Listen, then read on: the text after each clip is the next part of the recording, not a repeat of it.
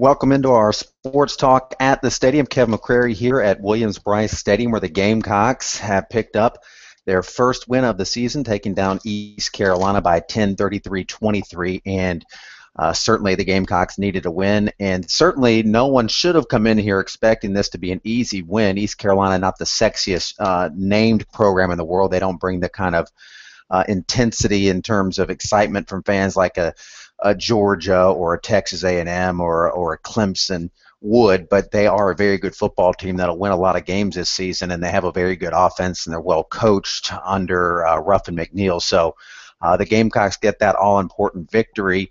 Certainly they leave this game with questions, many of the same questions that they had a week ago against Texas A&M, and the sample size grows a little bit here when you're talking about the Gamecock defense. Last week they struggled against Texas A&M.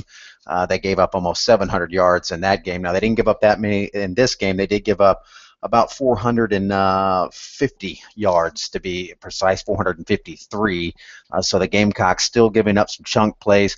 But some good news in the second half. They made some adjustments. They only gave up 7 points, a touchdown in the fourth quarter. They created the first 2 turnovers of the season with a couple of interceptions. Sherrod Golightly with the first, and on the very next possession, T.J. Gurley snatched an interception. So those are some positives. But Steve Spurrier in the postgame admitted that, we did lose some pretty good players on defense. Everybody knows about that Clowney guy, but you also lost Kelsey Quarles, and you also lost Chaz Sutton, and you also lost Vic Hampton.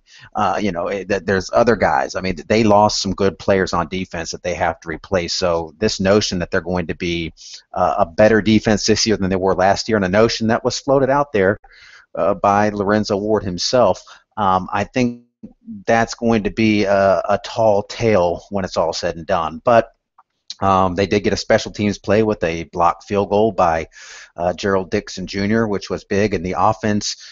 They did what they had to do to win the game, especially on a fourth quarter drive.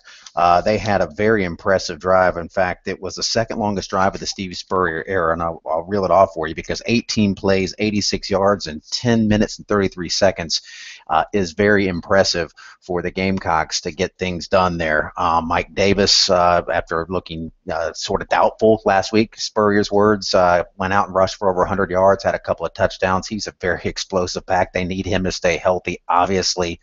Dylan Thompson, I think this is what we're going to see from Dylan Thompson. This is what we've seen from him by and large his entire career. He's about a 50% completion guy with his passing. He makes some good throws. He makes a steady plays.